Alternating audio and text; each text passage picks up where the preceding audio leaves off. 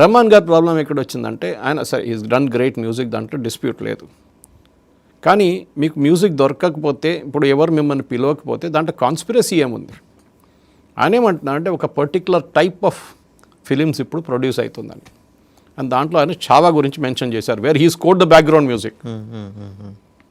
ఆయన ఏమంటున్నారు, ఆ సినిమా నాకు అసలు నచ్చలేదు, ఇట్ వాస్ టోటలీ హిందుత్వం అని చెప్పలేదు, కానీ అట్లాంటి వర్డ్స్ యూజ్ చేశారు.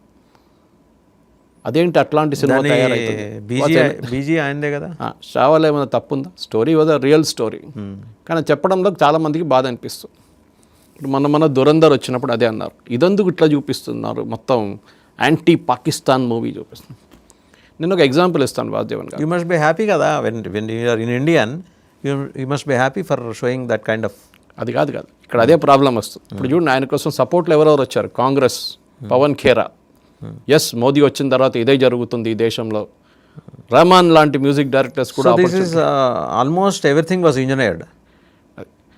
ఇళయరాజా ఉన్నారు ఎన్నో సంవత్సరాల ముందు ఇళయరాజా కోసం కదా ప్లే చేసేది ఈయన. రెహమాన్ పియానో కీబోర్డ్ ప్లేయర్ ఉండే అప్పుడు.